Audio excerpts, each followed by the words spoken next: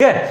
अब विश्व के मानचित्र में सबसे पहली बात करते हैं, क्षेत्रफल की बात करते हैं। तो ये बहुत इजी है कि भारत का क्षेत्रफल के आधार पे, ये है भारत, और भारत का क्षेत्रफल के आधार पे 7वां स्थान है। ठीक है, क्या है?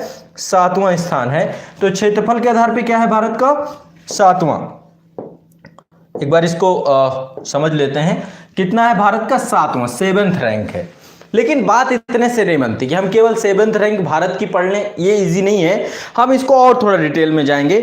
नंबर 1 में रसिया है, बहुत इजी है, आप इनको चीजों को याद भी कर लीजिएगा। नंबर 1 रसिया है आपका। ठीक है, रूस है, देख रहे हैं रूस का विस्तार बहुत ज्यादा है। रूस को यदि आप देखेंगे तो आपका एशिया महाद्वीप में भी है, यूरोप महाद्वीप में है ना। यहाँ पे यूराल पर्वत है, यूराल नदी है, काकेशस पर्वत श्रेणी है ना। ये सब जो है अलग करता है यूरोप को एशिया से, जो आपका रशिया है। तो रशिया का विस्तार बहुत ज्यादा है, लेकिन इस कारण से इसका क्षेत्रफल बहुत ज्यादा है और विश्व में नंबर 1 है रशिया। ठीक है, दूसरे नंबर पे आपका कनाडा है। यहां पर आप देखेंगे ये उत्तरी अमेरिका महाद्वीप है और यहां पे कनाडा है दूसरे नंबर पे। बहुत सारे बच्चों को भ्रम है या गलत जानकारी कई पुस्तकों में दी गई है कि तीसरे नंबर पे चाइना है। नहीं है, तीसरे नंबर पे अमेरिका है। कौन है? क्षेत्रफल के आधार पे तीसरे नंबर पे अमेरिका है। कौन है? तीसरे नंबर पे अमेरिका है। चौथे नंबर पे आपका क्या है? चौथे नंबर पे आपका है चीन, कोरोना कंट्री। चौथे नंबर पे कोरोना वायरस से जुड़ी हुई कंट्री आपकी चाइना। ठीक है, तो चौथे नंबर पे चाइना हो गया। अब बात करते हैं 5वें नंबर पे। 5वें नंबर पे है ब्राजील। यहां पे है ब्राजील। ब्राजील पड़ता है आपका दक्षिणी अमेरिका महाद्वीप में। ठीक है, ब्राजील कहां पड़ता है आपका? दक्षिणी अमेरिका महाद्वीप में। ब्राजील के बाद फिर 7वें नंबर पे आपका 6वें नंबर पे है ऑस्ट्रेलिया। यहां पे ऑस्ट्रेलिया पड़ता है। ऑस्ट्रेलिया आपका जो ये कंट्री है ना, आपको बहुत आसानी से पता होना चाहिए, जो पूरा का पूरा ऑस्ट्रेलिया वाला हिस्सा है, यहाँ पे द्वीपीय कंट्री है, बहुत सारे द्वीप हैं, है ना। इसमें ओशेनिया महाद्वीप के नाम से इसे जानते हैं, जिसमें बहुत सारे छोटे छोटे द्वीप हैं। कुछ माइक्रोनेशिया, कुछ मेलानेशिया, कुछ पॉलिनेशिया या ओशेनिया के अंतर्गत सब आते हैं। ठीक है, इसके अंतर्गत ऑस्ट्रेलिया है, न्यूजीलैंड है, फिजी है, ऐसे छोटे छोटे बहुत सारे, मार्शल आइलैंड है। तो अलग अलग है ये, कभी विस्तार से मैंने पढ़ाया भी है ऑनलाइन बैच में, लेकिन यहाँ पे मैं समझा रहा हूँ आप लोगों को। तो ये आपको इजी याद होना चाहिए। पहले नंबर पे रूस है, दूसरे नंबर पे कनाडा है, तीसरे नंबर पे अमेरिका है, चौथे नंबर पे चाइना है, 5वें नंबर पे ब्राजील है, 6वें नंबर पे ऑस्ट्रेलिया है, 7वें नंबर पे हमारा भारत है। ठीक है, एक तो आपको बहुत आसानी से इन चीजों को बिल्कुल रट लेना है, क्योंकि ये क्वेश्चन कई बार पूछा गया है। अब आगे बढ़ते हैं, अब इसको और थोड़ा डिटेल पे ले चलते हैं। ठीक है, और डिटेल पे ले चलते हैं। ये तो आपको जानकारी हो गई, बहुत आसान है, आप लोग को हो सकता है पता भी रहा हो ये चीज। 31 अक्टूबर 2019, ये तिथि आपको भूलनी नहीं चाहिए। कौन सा दिन? 31 अक्टूबर 2019। 31 अक्टूबर क्यों महत्वपूर्ण होता है? सरदार वल्लभ भाई पटेल का ये जन्म दिवस है। और 31 अक्टूबर 2019 को भारत में 28 राज्य हो गए। अभी वर्तमान में 8 केंद्र शासित प्रदेश हैं। 2 केंद्र शासित प्रदेश नए बने थे। जम्मू कश्मीर अनुच्छेद 370 को हटा दिया गया, 35 को हटा दिया गया, और कौन सा बचा आपका? जम्मू कश्मीर। और जम्मू कश्मीर के बाद दूसरा आपका क्या है? लद्दाख। लेकिन दादरा नगर हवेली और दमन द्वीप, इनको एक कर दिया गया, एक बना दिया गया, तो 9 की जगह 8 हो गए हैं। तो 31 अक्टूबर 2019 को भारत में राज्यों की संख्या कितनी हो गई है? 28 राज्य। ठीक है, चलो ये डेटा को भी हम लोग लिखने का प्रयास करते हैं। भारत में राज्यों की संख्या कितनी हो गई है, एक बार इसको भी देख लेते हैं। ठीक, कितने हो गए? 28 राज्य, 8 केंद्र शासित प्रदेश। अपडेटेड डेटा यही है। आप लोगों को किसी भी तरीके से, ये प्रश्न बहुत नॉर्मल प्रश्न है, लेकिन मुझे लगता है कि अभी पूछा जाएगा हाल फिलहाल के, उसमें हो सकता है एक कथन में आ जाए। आईएएस में क्या होता है, बहुत सारे कथन देता है, तो कोई ना कोई कथन आपका इस तरीके से जुड़ सकता है। तो जुड़ सकता है, तो मेरे हिसाब से आपको ये पता होना चाहिए। नवीनतम केंद्र शासित प्रदेश कौन से हैं? जम्मू कश्मीर और लद्दाख। इतना आपको जानकारी होनी चाहिए। आगे बढ़ते हैं। इसके बाद जो है क्षेत्रफल की बात करते हैं। भारत का क्षेत्रफल कितना है? और आमतौर पर क्षेत्रफल हमको एग्जैक्ट याद होना चाहिए। ठीक है, भारत का कुल क्षेत्रफल कितना है, तो एग्जैक्ट मेरे हिसाब से आपको जानकारी होनी चाहिए। तो ये आपका भारत है। ठीक है, इसका पूरा क्षेत्रफल निकालना है। तो टोटल क्षेत्रफल जो भारत का है वो डिजिट में आप याद कर लीजिएगा। मैं चाहता हूं इसको याद कर लीजिएगा, और याद करने के लिए मैं तरीका भी बताता हूं। आपको लिखना है 328, मोबाइल नंबर की तरह याद करेंगे। पहले है आपको कितना है? 328 72 63, आगे 3 पीछे 3। ठीक है, आमतौर पे जो भी एग्जाम है, जो भी परीक्षाएं हैं, हो सकता है कि इस स्तर पे इसको कंफ्यूज करे। तो कितना है 3287,263 कितना है वर्ग किलोमीटर, किलोमीटर स्क्वायर। ये आपको एग्जैक्ट डेटा रट लेना चाहिए। 3287,263, 3287,263। आप लोग मेरे साथ इसको याद करिए, रिपीट करिए, 3287,263, 3287,263। अब दो बातें, इसमें दो बातें और आपको, पूरे विश्व में जितना भी स्थल भाग है, कुल स्थल भाग का ये कितना है, टोटल स्थल भाग का ये बहुत ही कम है, 2.4%। आबादी बहुत ज्यादा है हमारे यहाँ पे, लेकिन आबादी कम, इतनी ज्यादा होने के बाद भी टोटल स्थल का, कुल स्थल भाग का कितना है, ये कुल स्थल भाग का 2.4% है। कितना है 2.4%। बार बार रिपीट कर रहा हूं, मैं चाहता हूं आपके दिमाग में चीजें बैठती चली जाएं। इसमें देखो एक ही क्वेश्चन था, फैक्ट बहुत ज्यादा रहेंगे, बिल्कुल आपको रट जाना चाहिए। कितने हैं 2.4%।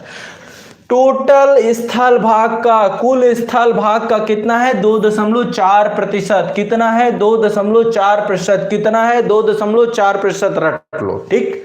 अब बात करते हैं भारत की जनसंख्या के बारे में। संपूर्ण विश्व में अब देखो जनसंख्या आगे कितनी होगी, इसका डेटा आएगा हमारा 2021 में। अभी जो है 121 करोड़ के आसपास जनसंख्या 2011 के आंकड़े के अनुसार थी, लेकिन एक रेशियो निकाला जाए तो भारत में विश्व की कुल जनसंख्या का 17.5% लोग निवास करते हैं। तो ये अभी का डाटा है, अभी अपडेट होगा 2021 की जब आंकड़े आएंगे तो जनसंख्या निवास कितनी कर रही है 17.5। ठीक है, जनसंख्या का निवास क्या है। ये एक बहुत बड़ा संकट है इस समय वर्तमान में। कोरोना महामारी आ जाने के कारण आने वाले समय में क्या ये एक प्रश्न चिन्ह लगता है कि 2021 की जनगणना को नए तरीके से लेना होगा, कुछ नए मानक निर्धारित करने होंगे, या घर घर जाकर जो जनगणना होती थी, जिस तरीके से एनएसएसओ के आंकड़े होते थे, केंद्रीय सांख्यिकी विभाग के द्वारा इनको प्रकाशित किया जाता था, तो अब ये किस तरीके से होगा ये नहीं पता है। लेकिन 2021 की जनगणना के आंकड़े आएंगे बहुत जल्द। बहुत लोग आंकड़े, कुछ एनएसएसओ के सर्वे आ चुके हैं, लेकिन अभी हम इसी को मान के चलते हैं। तो अभी हालिया समय में जो भी प्रश्न आते हैं तो आपको दो चीजों को याद रखना है। पहला ये है टोटल स्थल भाग का परसेंटेज, ये है कुल जनसंख्या के निवास स्थान का प्रतिशत। ये दोनों प्रतिशत आपके दिमाग में क्या होने चाहिए, बैठे होने चाहिए। क्या होने चाहिए, दिमाग में बैठे होने चाहिए। ठीक है, तो टोटल क्षेत्रफल कितना है 3287,263। कितना है 3287,263 वर्ग किलोमीटर। ये टोटल भारत का क्षेत्रफल है। कुल स्थल का 2.4% भारत के पास है। कुल जनसंख्या का, पूरे विश्व की कुल जनसंख्या का 17.5% भारत में निवास करता है। कोई दिक्कत, कोई प्रॉब्लम नहीं, बहुत आसान है। ठीक, आगे बढ़ते हैं, इसमें कुछ और डेटा लेकर चलते हैं। आगे का डेटा यह है भारत की मुख्य भूमि का विस्तार कितना है। ठीक है, मैं अभी चलता हूं, आपको वापस ले चलता हूं। भारत की मुख्य भूमि का विस्तार कितना है। ठीक है, तो भारत की मुख्य भूमि का विस्तार कितना है, इस पे चलते हैं। ठीक, ये है भारत का मानचित्र है मेरे पास। इस पे ही चीज़ों को मैं ऐसे ही कराऊंगा, प्रयास मेरा यही रहेगा कि चीज़ों को थोड़ा सा आप लोगों को समझ में आना चाहिए। मेरा उद्देश्य यही है, आसानी से समझ में आ जाए तो बहुत अच्छी बात है, नहीं आएगा तो मैं जैसे भी होगा आप वो मेरे ऊपर छोड़ दीजिएगा, वो मेरी जिम्मेदारी है कैसे होगा। ये है भारत का मानचित्र। ठीक है, अब इसका हमें क्या करना है, विस्तार वाली बात है कि विस्तार कितना है, तो उस चीज़ को हम लोग एक बार देख लेते हैं। ठीक है, तो उत्तर से दक्षिण विस्तार, ठीक है, पूरब से पश्चिम विस्तार, ये दो विस्तार की बात है। ठीक है, अब इससे एक प्रश्न भी बनता है, मुख्य परीक्षा का प्रश्न है। मैं उसको वैसे मुख्य परीक्षा पे ही हल मैंने करवाया भी था, लेकिन प्रयास मेरा रहेगा कि मैं आप लोगों को इसको बहुत अच्छे से समझा सकूं। एक मिनट,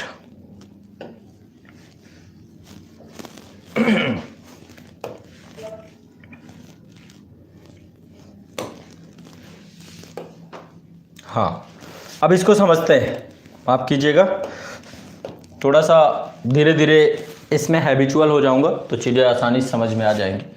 ठीक, तो हमारी बात हो रही थी यहाँ पे उत्तर से दक्षिण विस्तार, और इसको मैं चाहता हूँ ये भी आज रट जाए, आज के बाद आपको दोबारा इसको याद करने की जरूरत ना पड़े। ठीक है, दोबारा मैं नहीं चाहता कि आप लोग याद करें ठीक है, तो एक बार ही हम इसको पूरा क्या कर लेते हैं, याद कर लेते हैं।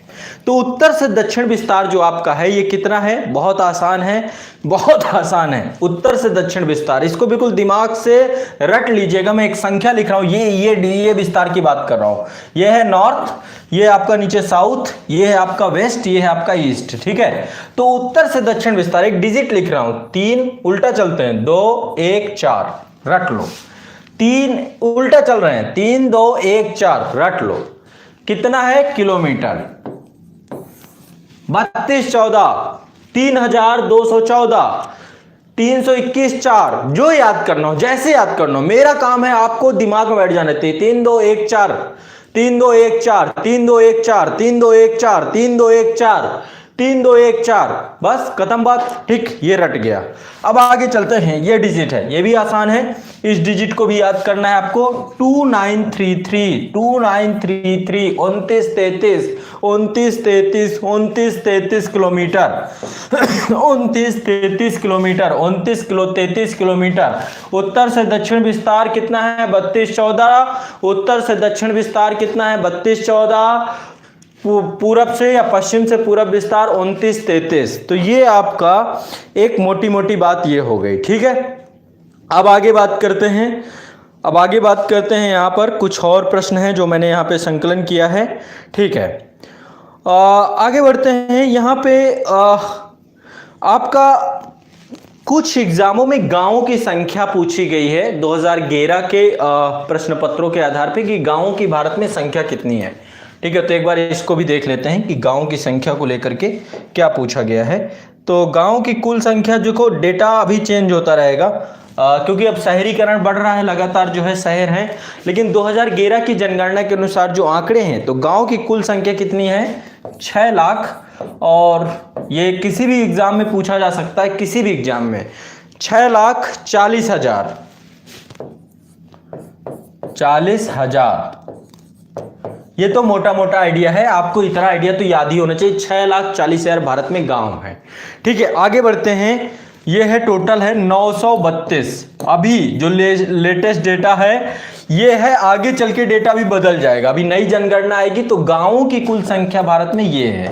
ठीक है, ये डेटा आपको याद रखना चाहिए, ये डेटा आपको याद रखना चाहिए। ठीक है, इतना ध्यान रखिएगा, और बाकी इसमें कुछ नहीं है। तो अब कोई भी प्रश्न आता है जो क्षेत्रफल से जुड़ा हुआ, जो भी प्रश्न है, पहले तो मैंने भारत का क्षेत्रफल आप लोगों को बताया, बहुत आसानी से मैंने आपको बताने का प्रयास किया। कितना है, 328 72 63 या फिर 32 87 263 32 87 263 32 87 263 32 87 263। ठीक है, ये पूरा का पूरा भारत का क्षेत्रफल है। ठीक, अब आगे बढ़ते हैं। एक चीज और यहां पर ध्यान रखिएगा, ये पूरा जो क्षेत्रफल है, जितना क्षेत्रफल आप देख रहे हैं, इसमें पीओके भी सम्मिलित है, पाक अधिकृत कश्मीर भी सम्मिलित है, और चीन का कब्जा भी सम्मिलित है। पीओके का कब्जा कितना है, पीओके ने जो गैर कानूनी तौर पे हमारा क्षेत्र अधिग्रहित कर रखा है, वो आपका कितना है, 78,114 किलोमीटर स्क्वायर। इतना पीओके का कब्जा है, इतना पाकिस्तान के द्वारा गैर कानूनी तरीके से अधिकृत किया गया है। यदि हम बात करें तो बहुत ज़्यादा नहीं है देखा जाए ओवरऑल, लेकिन इसमें से पीओके का कुछ हिस्सा चाइना को दे दिया गया है। किसने दिया है, पाकिस्तान ने। कितना दिया है, 5,180। ये जो अस्काई चीन के पास जो गिलगिट बाल्टिस्तान वाला इलाका है, वहां का कुछ हिस्सा जो है पीओके ने, ये जो काराकोरम दर्रा आता है और उसके आगे जो एक आर्थिक कॉरिडोर डेवलप कर रहा है और उसी से सिल्क रोड बन रही है। तो जो काराकोरम हाईवे बना है चाइना से पाकिस्तान के ग्वादर द्वीप तक, ग्वादर बंदरगाह तक बनाया गया है, वो आपका पूरा का पूरा इसी एरिया से आता है, जम्मू कश्मीर के। और भारत इसको जो है गैर कानूनी है, पूरी तरीके से गैर कानूनी है, क्योंकि ये पूरा का पूरा जो क्षेत्रफल है, जम्मू कश्मीर की बात है, जम्मू कश्मीर का हिस्सा भारत का हिस्सा है, तो ये चीन को दिया हुआ हिस्सा है। ये कितना है, चीन को दिया हुआ हिस्सा कितना है? पाकिस्तान देखिए पहले तो हमारा गैर कानूनी क्षेत्र ले रखा है और उसने इतना हिस्सा चाइना को लीज में दे रखा है। 5180 किलोमीटर का वर्ग किलोमीटर स्क्वायर का हिस्सा पाकिस्तान के पास है और पीओके का 78,114 किलोमीटर स्क्वायर का पीओके के पास है। तो इसको भी आपको अपने दिमाग में ये डेटा भी रखना चाहिए। आगे जो है चाइना के पास भी, चाइना जब 1962 का युद्ध हुआ था तो उसके बाद भी बहुत सारा एरिया जो है हमारा कैप्चर किया गया था चाइना के द्वारा। तो ये कितना है? ये आपका था, एक मिनट, हेलो, गाड़ी नीचे खड़ी है, उसे हटाना है, साइड पे लगाना है, तो ये आगे हमको अपनी गाड़ी खड़ी करनी है। अभी लाइव सेशन चल रहा है। चलो तो मैं आता हूँ चाबी, एक मिनट,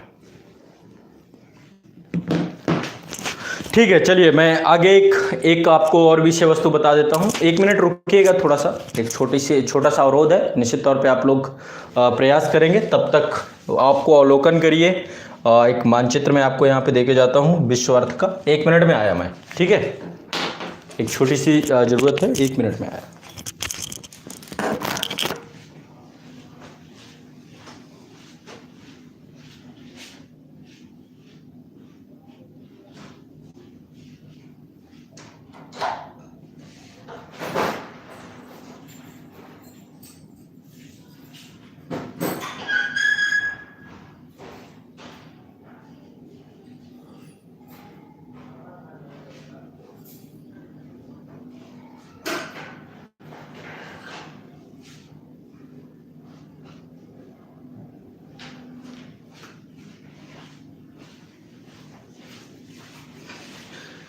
हाँ माफ़ कीजिएगा, थोड़ा सा होता है, कभी कभी काम पड़ जाते हैं।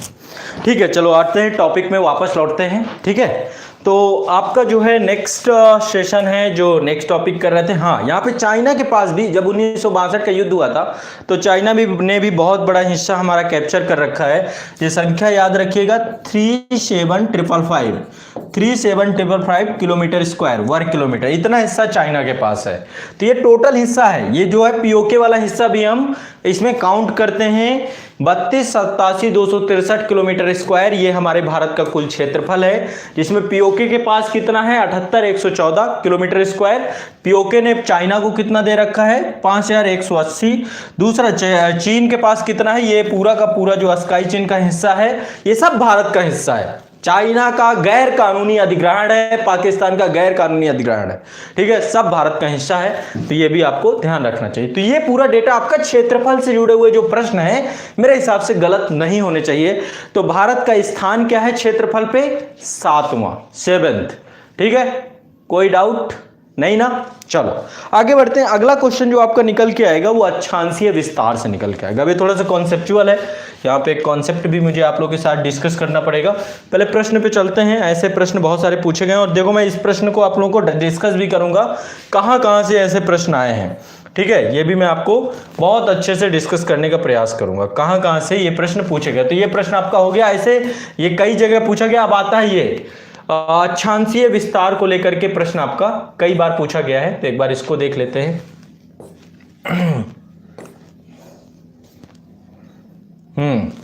अब इसमें बहुत सारे क्वेश्चन हैं, मैं एक एक क्वेश्चन आप लोगों को डिस्कस करने का प्रयास करूंगा कि कैसे कैसे क्वेश्चन है जो यहाँ पर आते हैं। ठीक है, भारत का अक्षांशीय विस्तार, देशांतरीय विस्तार, ठीक है, इससे प्रश्न आते हैं। तो सबसे पहले एक बार समझने का प्रयास करेंगे चीज़ों को। ठीक है बच्चों, समझने का प्रयास करेंगे आप लोग। ठीक है, तो सबसे पहले बात करते हैं अक्षांश की। अक्षांश क्या होता है? आप लोग पेन कागज जरूर लेके बैठ जाइएगा और यहाँ पे मैं दो चीजें आपको लेकर के चल रहा हूं। ये आपकी अर्थ है,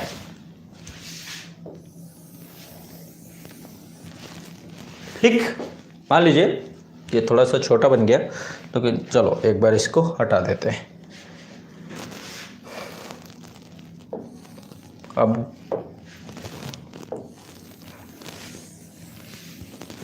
ठीक है, मैं क्योंकि देशांतर भी दिखाना चाहता हूं।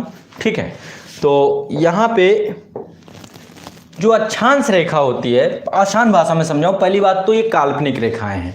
अक्षांश रेखाएं कैसी रेखाएं होती हैं? काल्पनिक रेखाएं। ऐसा नहीं है, वास्तविक रेखाएं नहीं है, वास्तव में धरती में ऐसी कोई रेखाएं नहीं खींची गई हैं। कैसी रेखाएं?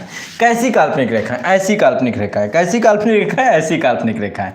ये देखो, ये एक काल्पनिक रेखाएं हमने खींची थी। जब ये अक्षांश रेखाएं खींचने का विचार चल रहा था, किनके बीच में? जो भूगर्भवेत्ता थे, जो वैज्ञानिक थे, उनके बीच में, उनके मध्य जब ये पूरा का पूरा डिस्कशन चल रहा था कि हमें क्या करना है, अक्षांश रेखाओं को खींचना है, तो उन्होंने पहले तो एक ग्लोब बनाया। ठीक है, ग्लोब का आविष्कार हो चुका था इससे पहले, और उसी ग्लोब पे ऐसा तो है नहीं कि कोई एक प्राइवेट जेट लिया और जेट लेने के बाद चारों तरफ राउंड राउंड राउंड राउंड घूमना चालू है पृथ्वी के और उसको खींचना, ऐसा कुछ नहीं किया गया। इसे कल्पना शक्ति है, कैलकुलेशन है, एक पूरा ज्यामिति है, उस ज्यामिति के हिसाब से कोणीय दूरियां बनाई गई हैं। ठीक है, और उन्होंने क्या किया, ड्रॉ कर दिया, बिल्कुल मध्य से एक लाइन ड्रॉ कर दी, पृथ्वी को बीच से, भूमध्य रेखा इसीलिए बोलते हैं इसको, विषुवत रेखा, भूमध्य रेखा, पृथ्वी को बीच से काट देती है रेखा। ठीक है, तो इसको भूमध्य रेखा भी बोलते हैं, विषुवत रेखा भी बोलते हैं, इक्वेटर भी कहते हैं। तो ये क्या है? भूमध्य रेखा, भूमध्य रेखा। ठीक है, ये काल्पनिक रेखा है। अब इसके बाद क्या है, आप इसके समानांतर बहुत सारी रेखाएं खींचे हुई पाएंगे। 1 डिग्री के अंतराल पे, 1 डिग्री के अंतराल पे आपको बहुत सारी रेखाएं खींची हुई मिलेंगी। ऐसे जो है उत्तर, अब देखो एक चीज और देख लो, जो ये आपका पूरा का पूरा विषुवत रेखा है, इसको समझते हैं। ये आपकी जो पूरी की पूरी विषुवत रेखा है, जो आपकी इक्वेटर है, ये जो आपकी इक्वेटर है, इक्वेटर पृथ्वी को 2 भागों में बांटती है। एक तो आपका नॉर्थ और दूसरा साउथ। ठीक है, उत्तरी गोलार्ध, दक्षिणी गोलार्ध, पृथ्वी को 2 भागों में बांट देती है, उत्तरी गोलार्ध, दक्षिणी गोलार्ध में। देखो मैं आसानी समझा रहा हूँ, आसान भाषा में, मैं चाहता हूँ कि आपके दिमाग में चीजें बैठ जाए। वैसे आपको आती भी होंगी, हो सकता है रिवीजन भी हो जाए। ठीक है, तो यहाँ पे 2 भागों में, उत्तरी गोलार्ध, दक्षिणी गोलार्ध। अब क्या है, इक्वेटर के समानांतर उत्तरी गोलार्ध में भी और दक्षिणी गोलार्ध में ये रेखाएं खींची गई हैं। ठीक है, उत्तरी गोलार्ध में भी और दक्षिणी गोलार्ध में ये रेखाएं खींची हुई हैं।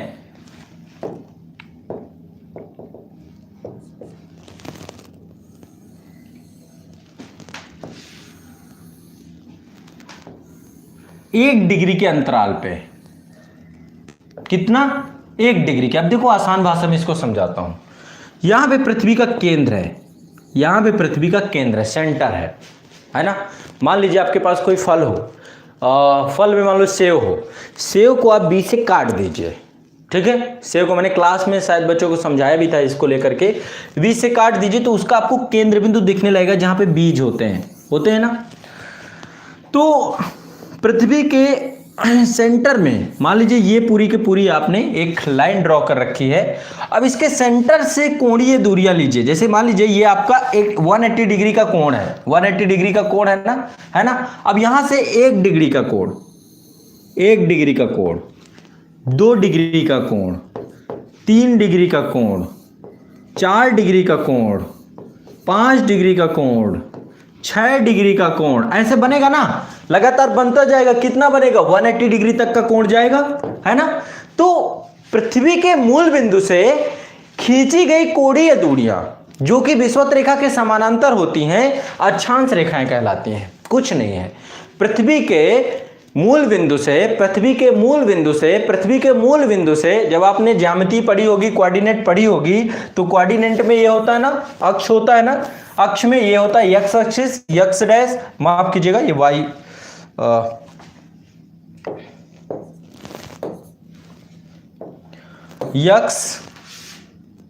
एक्स डैश, ये होता है वाई, वाई डैश, है ना।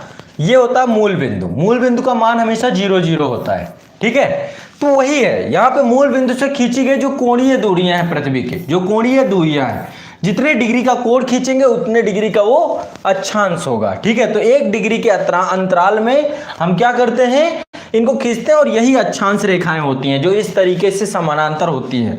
उत्तरी गोलार्ध में इनको 1 degree north, 2 degree north, 3 degree north, 4 degree north, 5 degree north, है ना। तो ये आपको उत्तरी गोलार्ध में नॉर्थ में है। ठीक है, ये आपको जरूर बताना जरूरी है।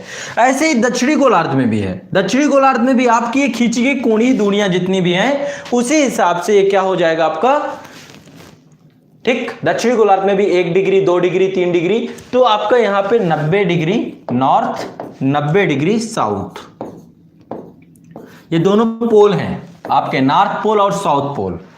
ठीक है, नॉर्थ पोल और साउथ पोल। यदि आप टोटल इनकी काउंटिंग करने जाएंगे तो काउंटिंग में कितनी मिलेंगी आपको, ये टोटल काउंटिंग करेंगे तो काउंटिंग में इनकी संख्या कितनी है, यदि आप कुल देखेंगे तो इनकी संख्या ज्यादा नहीं है, इनकी संख्या है, ये आपका है 0 डिग्री। ठीक है, 0 डिग्री। अब इसके ऊपर और इसके नीचे आप देखेंगे एक ही है, फिर एक से लेकर के यहां पर है ना, तो 89 + 89 + 1, ये टोटल 179 है। कितनी है, 179, इनकी टोटल संख्या है 179। अब एक चीज यहां पे और समझते हैं, अक्षांश रेखाओं के बारे में पहले लिख लीजिए आप लोग, यदि पेन कागज लिखे हो तो कुछ चीजें लिख लीजिए और इसके बाद फिर आगे बात करते हैं। कुछ चीजें आप लिखते जाइए साथ साथ, पेन कागज लिए हो फिर मैं सारी चीजें समझाता चला जाऊंगा। पहला लिखिए इसमें, भूपृष्ठ पर विषुवत रेखा से, भूपृष्ठ पर विषुवत रेखा से, भूपृष्ठ पर विषुवत रेखा से उत्तर या दक्षिण दिशा में स्थित, भूपृष्ठ पर विषुवत रेखा से, भूपृष्ठ पर विषुवत रेखा से उत्तर या दक्षिण दिशा में स्थित, उत्तर या दक्षिण दिशा में स्थित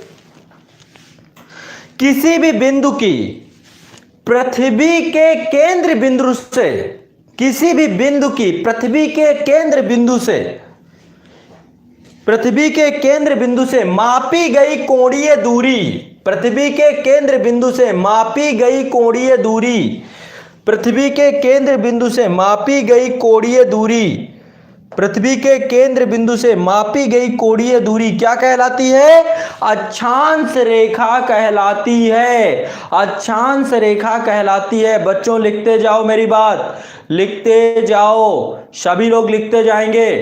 ठीक है, मापी गई कोणीय दूरी कितनी कहलाती है, अक्षांश रेखा कहलाती है।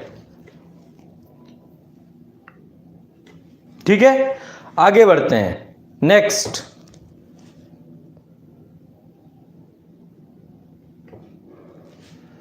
आगे नेक्स्ट लिखिए,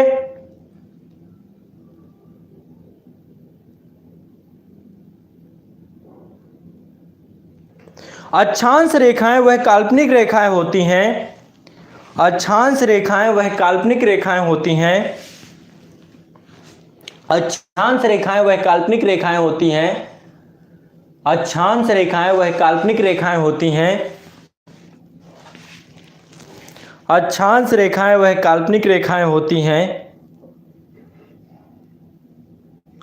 जो पृथ्वी के चारों ओर, जो पृथ्वी के चारों ओर पूर्व से पश्चिम दिशा में, पूर्व से पश्चिम दिशा में या पश्चिम से पूर्व दिशा में, ऐसा कोई फिक्स नहीं है, पश्चिम से पूर्व दिशा में या पूर्व से पश्चिम दिशा में, पूर्व से पश्चिम दिशा में, पूर्व से पश्चिम दिशा में। आमतौर पे पूर्व से पश्चिम ये कहते हैं क्योंकि पृथ्वी का जो घुमाव है, ठीक है, घूर्णन के कारण, या फिर पश्चिम से पूर्व दिशा में, यानी वेस्ट टू ईस्ट या ईस्ट टू वेस्ट, है ना, विषुवत रेखा के समानांतर खींची जाती हैं, विषुवत रेखा के समानांतर। आप देख रहे हैं आपस में मिल नहीं सकती, कोई भी अक्षांश रेखा एक दूसरे से मिलान नहीं करती है, कोई भी अक्षांश रेखा एक दूसरे से नहीं मिलती है, तो एक दूसरे कैसी होती है, समानांतर होती हैं। विषुवत रेखाएं समानांतर, अक्षांश रेखाएं समानांतर होती हैं, अक्षांश रेखाएं समानांतर होती हैं। तो ये भी आप पूरा इसको लिख लीजिए, पूरे के पूरे पॉइंट को। ठीक है, विषुवत रेखा के समानांतर खींचे जाती हैं। अक्षांशों को, अक्षांशों को अंशों, अंश, अंश डिग्री, अक्षांशों को डिग्री, डिग्री ऐसे बनाते हैं, एक बार मैं आपको बता दूं, डिग्री जैसे आपने डिग्री, है ना, डिग्री का ये होता है 1 डिग्री, 2 डिग्री, 4 डिग्री, है ना, 5 डिग्री, तो डिग्री का चिन्ह ये होता है। इसके बाद डिग्री, अंशों, मिनट, मिनट कैसे होता है, जैसे कि मान लीजिए 5 डिग्री 6 मिनट, तो मिनट का चिन्ह एक डैश बना देते हैं, ऊपर क्या होता है, एक डैश बना देते हैं। अंशों, मिनट और सेकंड, और सेकंड, और सेकंड, सेकंड में 2 डैश बने होते हैं आपके, सेकंड में 2 डैश बने होते हैं, ठीक है। जैसे कि यहां पे डबल ऐसे ऐसे करके मिनट में 1 डैश, सेकंड में 2 डैश, तो ये दोनों आपको पता होगा, और ये आपका डिग्री होता है, ठीक है। तो इतना आपको बेसिक जानकारी होनी चाहिए क्योंकि आमतौर पे लिखा होता है ये, ठीक है। तो आगे लिख लीजिए इसको, अंशों, मिनटों और सेकंडों में दर्शाया जाता है, दर्शाया जाता है। पृथ्वी को 2 बराबर भागों में, पृथ्वी को 2 बराबर भागों में बांटने वाले को 0 डिग्री अक्षांश, पृथ्वी को 2 बराबर भागों में, पृथ्वी को 2 बराबर भागों में, पृथ्वी को 2 बराबर भागों में 0 डिग्री अक्षांश। एक बार मैं शायद गूगल अर्थ में प्रयास कर पाऊं कि आप लोगों को समझा पाऊं इसे, ठीक है। ये आपकी पृथ्वी है, ठीक है, ये आपकी पृथ्वी है, और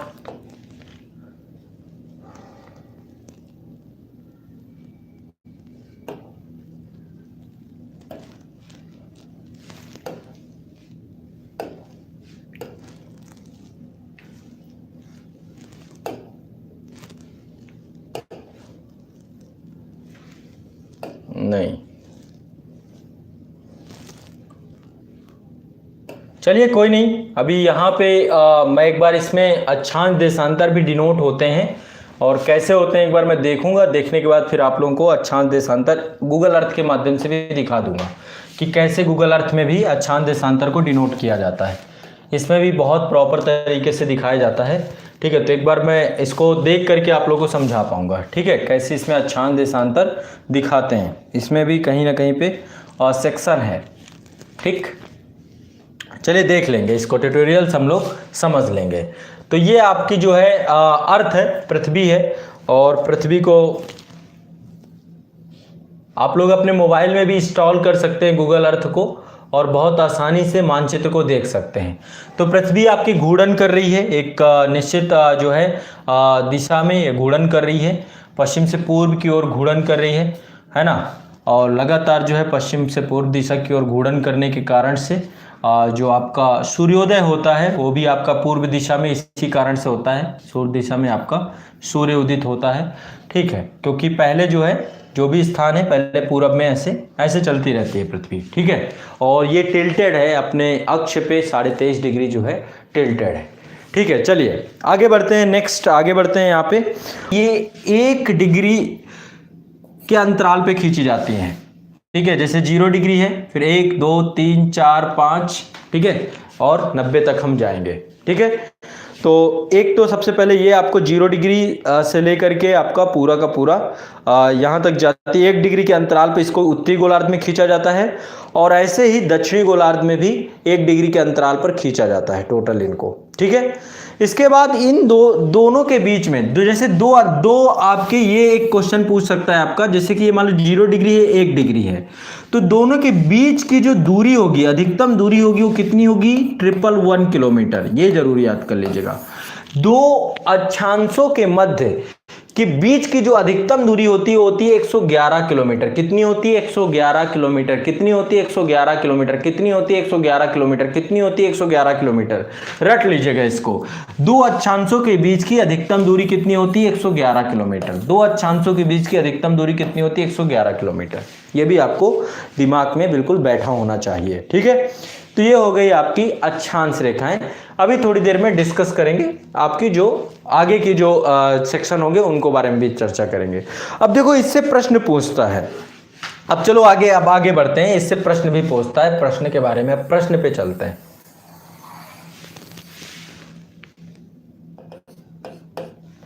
ठीक, अब आगे चलते हैं प्रश्न पे।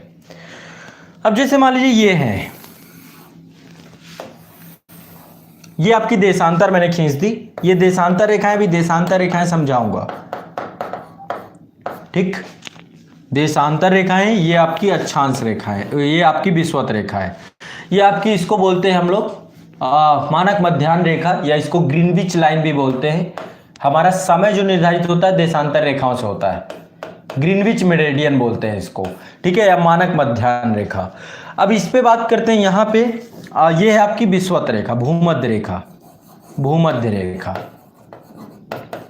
तो भूमध्य रेखा भी एक अक्षांश है और जो मानक मध्याह्न रेखा एक देशांतर है। देशांतर क्या है अब इसके बारे में चर्चा करेंगे।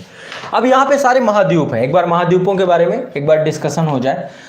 ये वाला आपका हिस्सा है यहाँ पे, ये वाला हिस्सा है यहाँ पे आपका है, इस देखो एक गोलार्ध है, 4 गोलार्ध है। ये पहला गोलार्ध है, ठीक है, ये दूसरा गोलार्ध है, ये तीसरा गोलार्ध है, ये चौथा गोलार्ध है। ठीक, वैसे गोलार्ध देखा जाए तो आपके 2 ही हैं, एक है उत्तर दक्षिण, लेकिन ये पूरा पश्चिम। देशांतर रेखाएं 2 भागों में बांटती है, पूर्वी गोलार्ध और पश्चिमी गोलार्ध में। जो आपका ये है चतुर्थांश है, एक तरीके से इसको बोलते हैं चतुर्थांश। आप कोऑर्डिनेट पढ़े होंगे तो कोऑर्डिनेट में से चतुर्थांश बोलते हैं। चौथांश है ना, पहला चौथांश, दूसरा, तीसरा, चौथा, ठीक है, तो चतुर्थांश है ये। जो गोलार्ध भी 4 होते हैं, उत्तरी गोलार्ध, दक्षिणी गोलार्ध। विषुवत रेखा के द्वारा उत्तरी गोलार्ध, दक्षिणी गोलार्ध। देशांतर रेखा के द्वारा पूर्वी गोलार्ध, पश्चिमी गोलार्ध। पृथ्वी को 2 भागों में बांट दिया जाता है, ठीक है। एक बार यहाँ पे आप लोग समझ लीजिए, इसको और देख लीजिए। मैं चाहता हूँ किस तरह का डाउट ना रहे आपको। यहाँ पे आपका है, ये है उत्तरी गोलार्ध, ठीक है। किसने बांटा इसको? अक्षांश रेखा ने, विषुवत रेखा ने इसको उत्तरी और दक्षिणी में बांट दिया, ठीक है। और यहाँ पर आप जाएंगे तो यहाँ पर देशांतर रेखा ने इसको कहाँ पे बांट दिया? देशांतर रेखा ने इसको पूर्वी और पश्चिमी में बांट दिया। बहुत इजी है, कुछ है नहीं, बहुत छोटी सी बात है ना। 2 भागों में। गोलार्ध का मतलब होता है आधा हिस्सा, आधा हिस्सा। क्योंकि मैप में देखा जाए तो इधर नॉर्थ होता है, इधर साउथ होता है, इधर वेस्ट होता है, इधर ईस्ट होता है, तो उसी हिसाब से इसको गोलार्ध का नाम दे दिया गया। अब यहाँ पे महाद्वीप अवस्थित हैं। देखा जाए तो अमेरिका महाद्वीप आपका यहाँ पे अमेरिका है, यहाँ पे आपका क्या है? दक्षिणी अमेरिका महाद्वीप है। यहाँ पे आपका अफ्रीका चारों में है, चारों में अफ्रीका है। यहाँ पे यूरोप है, ये यहाँ पे यूरोप है आपका, ठीक है। लंदन ग्रेस से जाती है ग्रीनविच। यूरोप और एशिया एक दूसरे के साथ जुड़े हुए हैं, तो आप देखेंगे ओवरऑल तो यूरोप और एशिया कोई अलग अलग नहीं दिखेंगे आपको, ठीक है। एक बार ऐसे देखते हैं, यूरोप और एशिया ऐसे जुड़े हुए हैं एक दूसरे से, यूरोप और एशिया, लेकिन अलग मानते हैं यहाँ से कुछ भौगोलिक ऐसी चीज़ें अभी चर्चा करेंगे। और इस पर भी प्रश्न आता है कि यूरोप को महाद्वीप माना जाता है तो भारत को भी एक उपमहाद्वीप माना जाए, ठीक है, लेकिन फिर भी। तो ये यूरोप और एशिया है। यहाँ पे आपका ऑस्ट्रेलिया है और यहाँ पे आपका पूरा का पूरा अंटार्कटिका है। ऑस्ट्रेलिया और उसके अलावा ओशिनिया के जितने भी छोटे छोटे द्वीप हैं सब यहाँ पे हैं। तो इस तरीके से गोलार्ध बटे हुए हैं, ठीक है। अब सब ये जितने भी हैं सब पे तो अक्षांश होंगे ना, ऐसे अक्षांश होंगे ना, यहाँ पे अक्षांश होंगे, ये देखो अक्षांश है ना, उत्तर की तरफ भी और दक्षिण की तरफ भी, यानी कि सबका अक्षांशीय विस्तार है। अक्षांशीय विस्तार भी है और देशांतरी विस्तार भी है ना। अक्षांशीय और देशांतरी विस्तार होता है। इसी से हम लोकेशंस पता करते हैं। जो आपका जीपीएस होता है, आप गूगल मैप लगाते हैं ना, तो गूगल मैप में इसी पद्धति पे काम करता है, इसी तकनीकी पे काम करता है, ठीक है। वो क्या करता है? लैटिट्यूड और लॉन्गिट्यूड। जैसे मान लीजिए मैं यहाँ पे खड़ा हूं तो मैं किसी अक्षांश में खड़ा हूँगा, आप लोग यहाँ पे बैठे हो, आप भी किसी अक्षांश में बैठे होगे, और वहां से कोई देशांतर काट रही होगी। देखिए, चलिए एक बार डिस्कस करते हैं, बहुत आसानी समझने का प्रयास करते हैं, ठीक है। बहुत आसानी से समझाने का प्रयास करता हूं। ये आपकी अक्षांश रेखाएं हैं, ये आपकी अक्षांश रेखाएं। मान लीजिए एक अक्षांश रेखा है, मैं यहाँ पे खड़ा हूं, इस जगह पे खड़ा हूं, इस जगह पे ये पोजीशन पे खड़ा हूं, ठीक है। अब लेकिन केवल अक्षांश से मेरी पोजीशनिंग नहीं पता की जा सकती कि मैं कहाँ पे हूँ, तो बेहतर क्या होगा? लैटिट्यूड, मान लो कि कोई केवल अक्षांश बता दे कि इतने डिग्री अक्षांश पे खड़ा हूँ। मान लो मैं आपको 5 डिग्री अक्षांश पे खड़ा हूँ, मान लीजिए 5 डिग्री अक्षांश में मैं खड़ा हूँ, लेकिन 5 डिग्री अक्षांश से बता देने से 5 डिग्री अक्षांश यहाँ पर भी है, 5 डिग्री अक्षांश यहाँ पर भी है, 5 डिग्री अक्षांश यहाँ पर भी है, 5 डिग्री अक्षांश यहाँ पर भी है। कैसे पता करोगे कि 5 डिग्री अक्षांश कहाँ पर कौन खड़ा है? तो इसके लिए जरूरी होता है कि देशांतर भी पता हो कि कितने डिग्री अक्षांश और कितने डिग्री देशांतर में कोई चीज अवस्थित है, और उसी से उसका जो है पूरा का पूरा लोकेशन ट्रैक कर लिया जाता है। लैटिट्यूड और लॉन्गिट्यूड दोनों की उपस्थिति ही आपका जीपीएस या नेविगेशन प्रणाली को सफल बनाती है। तो उसके लिए बेहतर क्या है? यदि अक्षांश और देशांतर नहीं होते तो आज बहुत सारी चीजें नहीं होती, हमें किसी को पता ही नहीं होता कौन कहाँ पे है ना। हमें कोई नेविगेशन नहीं होता, किसी भी तरीके से हम बहुत यात्राएं जितनी भी होती हैं बहुत अव्यवस्थित होती। पहले ऐसा था। तो आप समझ सकते हैं कि यहाँ पे बहुत आसानी से आप मान लीजिए यहाँ पे किसी ने ये जानकारी दे दी, मान लीजिए मैं 24 डिग्री, अब ये जो है आपका 5 डिग्री नॉर्थ अक्षांश है, 5 डिग्री उत्तरी अक्षांश है, 24 डिग्री पूर्वी देशांतर है, पूर्वी देशांतर है। तो अब यदि किसी ने ये जानकारी पूरी दी कि यहाँ पे जहां पे मैं उपस्थित हूं, देखो यहां से 24 डिग्री देशांतर काट रहा है, 5 डिग्री उत्तरी अक्षांश और 24 डिग्री पूर्वी देशांतर दोनों एक दूसरे को इस बिंदु पे काट रहे हैं। यदि कोई ये जानकारी दे कि कोई व्यक्ति 5 डिग्री उत्तरी अक्षांश में या 24 डिग्री पूर्वी देशांतर में अवस्थित है, तो तुरंत हम उस नेविगेशन एरिया को पता कर लेंगे, क्योंकि 24 डिग्री और 5 डिग्री एक जगह पे काट रहे होंगे और जहां पे काट रहे होंगे नेविगेशन वहीं पे काम करता है, वहीं से उसकी लोकेशन ट्रैक कर ली जाती है। इसलिए बहुत इंपॉर्टेंट होता है अक्षांश और देशांतर दोनों। अब देशांतर क्या है अभी मैं समझाने का प्रयास करूंगा, लेकिन यहाँ पे थोड़ा सा जिक्र आ गया। देखो मैं कोई स्क्रिप्टेड होकर नहीं पढ़ाता आप लोगों को, जब भी मैं क्लास लेता हूं तो कोई स्क्रिप्टेड होकर नहीं पढ़ाता। मेरे दिमाग में जो विचार आते जाएंगे मैं आपको बताता जाऊंगा। हो सकता है वो विचार आगे पीछे हो, लेकिन इतना मैं गारंटेड कहता हूं कि आपको याद हर चीज रहेगी, कोई चीज भूलेगी नहीं। इसकी जिम्मेदारी मेरी है, आपको कोई भी चीज भूलेगी नहीं, किसी भी तरीके से याद करा के छोड़ूंगा, कुछ भी चीज बचेगा नहीं। ठीक है, तो चलो आगे बढ़ते हैं। अभी थोड़ा सा समझा रहा था मैं आपको, ये कॉन्टिनेंट है, इनकी अवस्थिति। वैसे ही भारत की भी एक उपस्थिति है कहीं ना कहीं पे। मान लो ये अर्थ है आपकी और ये आपके 4। तो भारत कहाँ पे, किस महाद्वीप में है? यहाँ पे देखो महाद्वीप है, ये आपका उत्तरी अमेरिका है, नॉर्थ अमेरिका, ये आपका साउथ अमेरिका, ये आपका अफ्रीका, ठीक है, ये आपका अफ्रीका है, ये आपका यूरोप है, ये आपका एशिया है, ये आपका ऑस्ट्रेलिया है, ये आपका अंटार्कटिका है। ठीक है, तो यहाँ पे भारत एशिया में अवस्थित है। ठीक है, भारत कहाँ पे अवस्थित है? एशिया में। तो एशिया में अवस्थित है तो कोई अक्षांश और देशांतरी विस्तार होगा भारत का, अक्षांश और देशांतरी विस्तार होगा। चलो देशांतर के बारे में मोटा मोटी पहले आपको बता देता हूं। देशांतर क्या है? देशांतर भी एक काल्पनिक रेखा है जो कि उत्तरी ध्रुव को दक्षिणी ध्रुव से मिलाती है। देशांतर एक काल्पनिक रेखा है जो उत्तरी ध्रुव को दक्षिणी ध्रुव से मिलाती है। देशांतर एक काल्पनिक रेखा है जो उत्तरी ध्रुव को दक्षिणी ध्रुव से मिलाती है। देशांतर एक काल्पनिक रेखा है जो उत्तरी ध्रुव को दक्षिणी ध्रुव से मिलाती है। ये आपका नॉर्थ पोल है, ये आपका नॉर्थ पोल है, ये आपका साउथ पोल है। ठीक है, ये आपका उत्तरी ध्रुव है, ये आपका दक्षिणी ध्रुव है। तो दोनों को एक दूसरे से मिलाती है, दोनों को एक दूसरे से मिलाती है, दोनों को एक दूसरे से मिलाती है, दोनों को एक दूसरे से मिलाती है, दोनों को एक दूसरे से मिलाती है। ठीक, ये क्या है? देशांतर रेखाएं। ठीक, देशांतर रेखाओं के बारे में एक चीज जरूर ध्यान रखिएगा, समानांतर रेखाएं नहीं होती हैं। जैसे अक्षांश समानांतर रेखाएं होती हैं, वैसे देशांतर समानांतर नहीं होती हैं। ये क्या होती हैं? इनकी दूरियां घटती बढ़ती जाती हैं। ध्रुवों से विषुवत रेखा की ओर इनकी दूरी बढ़ती है, ध्रुवों से विषुवत रेखा के बीच इनकी दूरी बढ़ती है। आप देखेंगे ध्रुवों के पास इनकी दूरी बहुत कम है। ठीक है, एक बार फिर से इसको समझने का प्रयास करेंगे। मान लीजिए ये आपकी अर्थ है। ठीक, सबसे पहले वैज्ञानिकों ने क्या किया होगा कि पृथ्वी के बीचों बीच से एक उत्तरी ध्रुव से दक्षिणी ध्रुव को मिलाने वाली रेखा खींच दिया होगा। अब चूंकि ये पूरी बैठक लंदन के ग्रीनविच में चल रही थी, तो इसी को बोल दिया कि यही है 0 डिग्री, यही है मानक रेखा, तो इसको 0 डिग्री बना दिया गया। अब इससे उत्तरी ध्रुव से दक्षिणी ध्रुव की ओर खींचने वाली बहुत सारी रेखाएं इन्होंने खींचनी प्रारंभ कर दी। ठीक है, जैसे कि ये भी 1 डिग्री होगा, है ना, 1 डिग्री पूर्वी, 1 डिग्री पश्चिमी, 2 डिग्री पश्चिमी, 2 डिग्री पूर्वी, इधर पश्चिमी, इधर वेस्ट है, इधर ईस्ट है। ठीक है, तो ऐसे जो है ये रेखाएं खींचनी प्रारंभ की गई। किधर से? नॉर्थ पोल को साउथ पोल से मिलाते हुए, नॉर्थ पोल को साउथ पोल से मिलाते हुए, नॉर्थ पोल को साउथ पोल से मिलाते हुए। कैसे? नॉर्थ पोल को साउथ पोल से मिलाते हुए, नॉर्थ पोल को साउथ पोल से मिलाते हुए। बहुत आसान है बेटा, बहुत ज्यादा कुछ नहीं है इसमें।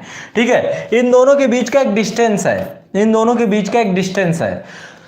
अब देखो इनका डिस्टेंस कोई फिक्स नहीं है। एक बार मैं यहाँ पर एक विषुवत रेखा ड्रॉ करता हूँ, फिर आपको यहाँ पे, ये आपकी विषुवत रेखा है मान लीजिए। ठीक है, ये विषुवत रेखा है। तो आप एक चीज पाएंगे, ध्रुवों के पास इनके बीच का डिस्टेंस बहुत कम है। ध्रुवों के पास इनके बीच का अब ये डिस्टेंस बढ़ता जा रहा है, दोनों के बीच में डिस्टेंस आप देखेंगे लगातार बढ़ता जा रहा है, दूरी बढ़ती जा रही है। ध्रुवों के पास इनके बीच का जो डिस्टेंस होता है वो अधिकतम होता है। ध्रुवों के पास इनके बीच का जो डिस्टेंस होता है वो कितना होता है? अधिकतम होता है, मैक्सिमम होता है। ध्रुवों के पास नहीं, विषुवत रेखा के पास, माफ कीजिएगा, विषुवत रेखा के पास इनका डिस्टेंस कितना होता है? अधिकतम होता है। कितना होता है अधिकतम? 111.33 किलोमीटर। ठीक है, 111 याद रखिएगा। वैसे 111.33 किलोमीटर इनका अधिकतम डिस्टेंस होता है। अधिकतम दूरी कितनी होती है? 111.33। अधिकतम दूरी कितनी होती है? 111.33। अधिकतम दूरी कितनी होती है? 111.33। अधिकतम दूरी कितनी होती है? 111.33। दिमाग में बैठा लो। कहां बैठाना है? यहां पे, इसके अंदर डब्बा खोलो और डाल दो इस बात को। अब आगे जो है ये है देशांतर रेखाओं की अधिकतम दूरी। कहां पर? विषुवत रेखा में। विषुवत रेखा में दो देशांतर रेखाओं के बीच की अधिकतम दूरी 111.33 किलोमीटर होती है। अब यहां पर जैसे जैसे ये ध्रुवों की ओर जाती हैं, जैसे जैसे ध्रुवों की ओर जाएंगी, जैसे जैसे ध्रुवों की ओर जाएंगी, इनकी दूरी कम होती जाएगी, इनकी दूरी कम होती जाएगी और ध्रुवों के पास पहुंच के कितनी हो जाती हैं? ये जीरो हो जाती हैं। इनकी दूरी आपस में जीरो, यानी कि एक बिंदु में जाके मिल जाती हैं, समाप्त हो जाती हैं। तो ये समानांतर रेखाएं नहीं होती हैं, ये समानांतर रेखाएं नहीं होती हैं। ये आपको अपने दिमाग में बैठा लेना चाहिए। इजी, कोई बात नहीं, कोई दिक्कत वाली बात नहीं, कोई टेंशन नहीं, है ना? आसान है, बहुत आसान है, बहुत इजी है। ये है देशांतर रेखाएं। उत्तरी ध्रुव को, नॉर्थ पोल को साउथ पोल से मिलाने वाली रेखाएं, काल्पनिक रेखाएं देशांतर रेखाएं होती हैं। यही चीज मैं आपको इसको बताने वाला था। अब बात करते हैं भारत की। ठीक है, अब यही है, जैसे अब मान लो यहां पे कोई चीज है, मान लीजिए ये आपकी 23 डिग्री है, 23 डिग्री उत्तरी अक्षांश, नॉर्थ, ठीक है, लैटिट्यूड। अक्षांश को लैटिट्यूड बोलते हैं, देशांतर को लॉन्गिट्यूड बोलते हैं। देशांतर को लॉन्गिट्यूड, लॉन्गिट्यूड देशांतर, लैटिट्यूड अक्षांश। तो जो लैटिट्यूड होता है 23 डिग्री लैटिट्यूड, यानी 23 डिग्री उत्तरी अक्षांश है। क्या है? उत्तरी अक्षांश। तो अब मान लो कोई चीज 23 डिग्री उत्तरी अक्षांश पे अवस्थित है, किसी ने आपको जानकारी दी, मैं थोड़ा सा नेविगेशन आपके दिमाग में बिल्कुल बैठ जाए, किसी ने जानकारी दी आपको कि कोई वस्तु 23 डिग्री उत्तरी अक्षांश पे अवस्थित है, तो आप कहां ढूंढोगे? 23 डिग्री तो यहां पे भी है, यहां पे भी है, यहां पे भी है, यहां पे भी है, ये सब 23 डिग्री है, ये सब 23 डिग्री है। आप यहां ढूंढोगे कि यहां ढूंढोगे कि यहां ढूंढोगे कि यहां ढूंढोगे, तो जरूरी हो जाता है कि आपको कोई ये भी बता दे कि देशांतर कहां पे है। यदि आपको कोई देशांतर बता दे तो आपका काम हो जाएगा। केवल 23 डिग्री आपको ये जानकारी होने से पता नहीं लगेगा। तो आपको कोई यदि पूरी जानकारी दे कि कोई वस्तु 23 डिग्री नॉर्थ उत्तरी अक्षांश में या 25 डिग्री दक्षिणी पूर्वी देशांतर में, 25 डिग्री पूर्वी देशांतर में 23 डिग्री उत्तरी अक्षांश में अवस्थित है, तो आप तुरंत ऐसे 23 डिग्री देशांतर में पहुंचोगे और 23 डिग्री जो है उत्तरी अक्षांश में पहुंचोगे, 25 डिग्री पूर्वी देशांतर में पहुंचोगे, तो आप पाओगे कि एक मिलन बिंदु है, एक क्रॉस है और यहीं पर कोई वस्तु उपस्थित होगी, यानी दोनों के क्रॉस में। तो ऐसे नेविगेशन प्रणाली काम करती है। अब बात करते हैं भारत की। भारत के अक्षांशीय और देशांतरी विस्तार की बात करते हैं। भारत का भी अपना एक अक्षांशीय और देशांतरी विस्तार है। कैसे है समझने का प्रयास करते हैं। ठीक है, भारत के पास चलते हैं। ये हमारा देश है प्यारा सा। ठीक है, तो अपने देश के बारे में थोड़ा सा जानने का प्रयास करेंगे सभी लोग। ठीक है, कहां पे कितना भारत, कितना अक्षांश है, कितना देशांतर है। तो यदि हम भारत की बात करें तो यहां पे आप देखिए, ये वाले हिस्से में इसका जो आप देखेंगे, हाँ, ये सबसे उत्तरी हिस्सा है। ठीक है, ये सबसे दक्षिणी हिस्सा है, मुख्य भूमि। देखो भारत जो है एक मुख्य भूमि का विस्तार है, फिर द्वीपीय विस्तार है, द्वीप भी है भारत में। ये आप देखेंगे, ये आपका जो है भारत का पश्चिमी हिस्सा है, ये आपका पूर्वी हिस्सा है। ठीक है, तो अब यहां पे ये रेखाएं जो हैं, ये आपकी देशांतर रेखाएं हैं। यही तो देखा हमने, ये देशांतर रेखाएं हैं, तो देशांतरी विस्तार। ठीक, ये आपकी कैसी हैं? अक्षांश रेखाएं हैं। ठीक है, समानांतर है, ये अक्षांश रेखाएं हैं। तो ये अक्षांशीय विस्तार, यहां पे अक्षांश है, अक्षांश है ना, कोई बड़ी बात नहीं है। अभी मैं इसको और क्लियर कर दूंगा आपका। ये आपका देशांतर है, देशांतर।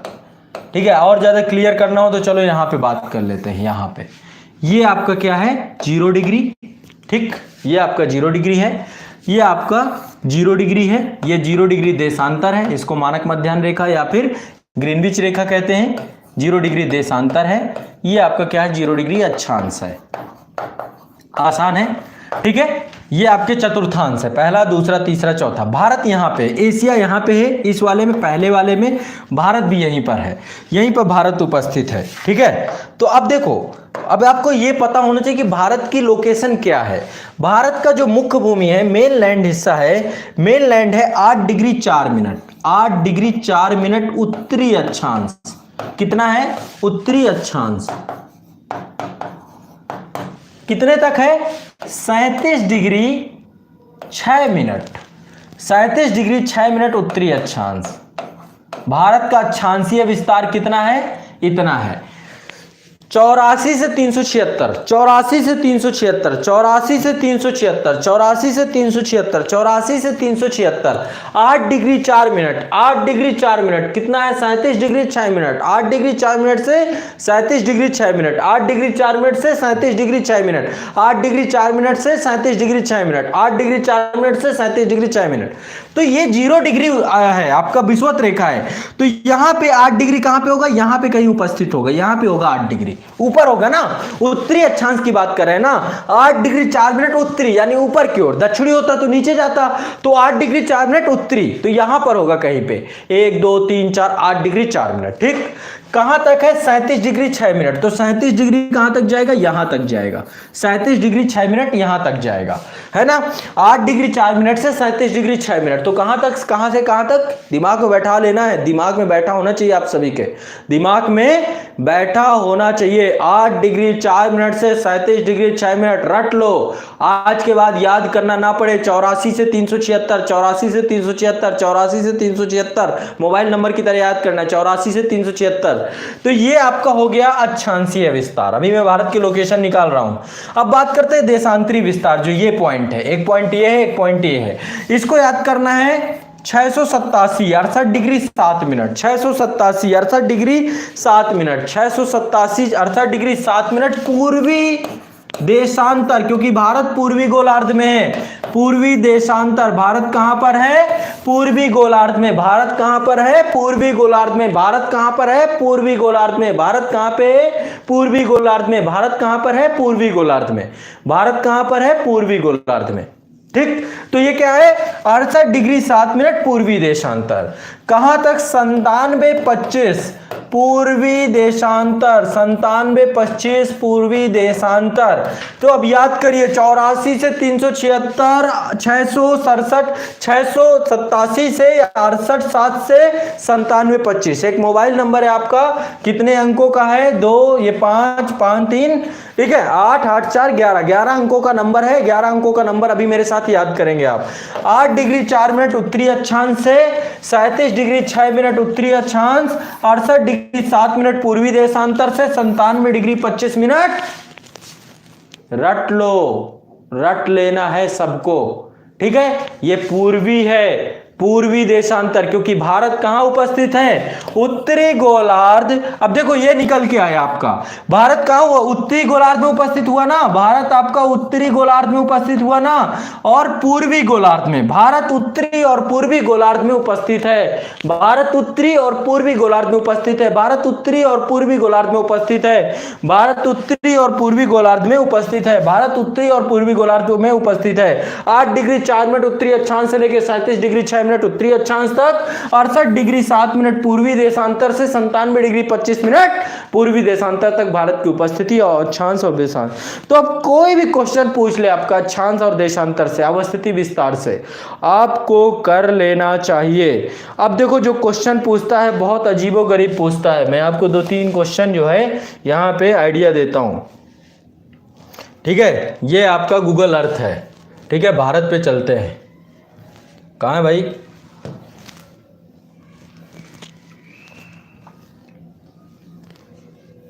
ये रहा भारत हमारा, ठीक है, ये रहा इंडिया। अब यहां पे भारत में कुछ भी पूछ सकता है, इनके पूछने का कोई भरोसा नहीं है, पूछने को कुछ भी पूछ सकता है। आपको क्या करना चाहिए? थोड़ा सा मैप में लेकर के काम करना चाहिए, मैप को लेकर के काम करना चाहिए। कुछ भी पूछ सकता है, ये पूछ सकता है कि राजस्थान में मान लो जोधपुर है, तो जोधपुर किस अक्षांश में आता है, किस अक्षांश में, किस देशांतर में आता है? सिक्किम किस अक्षांश या देशांतर में आता है? उत्तर प्रदेश में आगरा किस अक्षांश या देशांतर में आता है? तो आपको जानकारी होनी चाहिए। जैसे कि देखो एक क्वेश्चन पूछा गया था, सिक्किम से गुजरने वाला अक्षांश निम्नलिखित में से किस एक से भी गुजरता है? ऐसा क्वेश्चन पूछा गया। मतलब सिक्किम में जो अक्षांश गुजर रहा है वो और कहां से गुजरता है? ऑप्शन इसमें दिए हुए था, राजस्थान, पंजाब, हिमाचल प्रदेश, जम्मू कश्मीर। तो हमको क्या करना चाहिए, थोड़ा सा कंपेयर करके चीजों को देख लेना चाहिए कि भाई कहां पे। तो ये काम तो आपको मानचित्र में करना पड़ेगा। ऐसे कई क्वेश्चन पूछे गए हैं। लिखा हुआ है कि जिस जिले से 70 डिग्री पूर्वी देशांतर रेखा गुजरती है वह कौन सी है? अब इसमें ऑप्शन दिया होगा, है ना। आरएएस में क्वेश्चन पूछा गया था। तो ये आपको लोकल जिस स्टेट पीसीएस की आप तैयारी कर रहे हो, एक बार आप अपने मैप को देखना है, मानचित्र को देखना है और डिटेल से चीजों को देख लेना है। एक भी चीज नहीं छोड़नी किसी को भी। समझ रहे हो ना प्यारे बच्चों, समझ रहे हो ना, कोई बहुत बड़ा इशू नहीं है। तो ऐसे कई क्वेश्चन पूछे जाते हैं जो कि आपको कंपेयर करा देता है कि यहां से गुजरने वाली देशांतर वो दूसरे जगह से भी गुजरेगी कि नहीं। ठीक है, अब जैसे ये इंडिया है, ठीक है, भारत का मानचित्र है। एक बार इसको फिर से मैं प्रयास करता हूं इस पे काम करने का। ठीक है, ये आपका इंडिया है, गूगल मैप पे है हम लोग। ठीक है, यहां पे हम लोग चलते हैं। ठीक है, तो यहां पे आप देखेंगे तो जो आपका मानचित्र है, मैप है, अब भारत में ये आपका है, मैंने अभी आपको रटवाया था, इसको फिर से एक बार चर्चा करते हैं। ये आपका है 37 डिग्री 6 मिनट 376। ये कितना है, मुख्य भूमि में है ये आपका 84, 8 डिग्री 4 मिनट। देखो एक बार यहां का भी याद कर लेना, जो आपका अंडमान निकोबार द्वीप समूह है, अंडमान निकोबार द्वीप समूह का है 64, क्योंकि वो और नीचे है। 64 यानी 6 डिग्री 4 मिनट। एक बार मैं थोड़ा सा उसके बारे में भी आपको बता ही देता हूँ, थोड़ा सा आइडिया आपको, मतलब मैं नहीं चाहता कि वो भी आपका छोटी सी विषय वस्तु है रह जाए। तो यहाँ पे एक बार थोड़ा सा इसको पहले इसको क्लियर कर लेते हैं। ये आपका 8 डिग्री 4 मिनट तो आपका ये है 8 डिग्री 4 मिनट, ये आपका कन्याकुमारी जो केप के मोरिन है। लेकिन आप देखेंगे इससे भी नीचे अंडमान निकोबार द्वीप समूह का ये वाला हिस्सा है इंदिरा पॉइंट। तो इंदिरा पॉइंट है 6 डिग्री 4 मिनट पे, 64 याद कर लीजिएगा इसका। ठीक है, मुख्य भूमि है 84 से 376 तक, मुख्य भूमि है 84 से 376, है ना। 687 यानी 68 7 से 97 25, ये तो आपका बहुत क्लियर है, इसमें कुछ नहीं है। लेकिन जो आपका अंडमान निकोबार द्वीप समूह है वहां पर आपका इंदिरा पॉइंट है, तो आपका 64 है, 6 डिग्री 4 मिनट। तो उसको भी आपको अलग से याद के रखना है। मेन लैंड का ये रहा, और जो सबसे दक्षिणतम बिंदु है हमारा इंदिरा पॉइंट, उसका है 64। ठीक है, इंदिरा पॉइंट, पिग्मेलियन पॉइंट भी बोलते हैं उसको। तो वो जो है आपका 64 है, 6 डिग्री 4 मिनट। अब फिर से चलते हैं गूगल अर्थ में। ठीक है, फिर से आ जाते हैं इसमें, फिर से इसको समझने का प्रयास करते हैं। ये लीजिए, ठीक है, ये लीजिए। अब बात करते हैं इसकी, एक बार डिस्कस कर लेते हैं।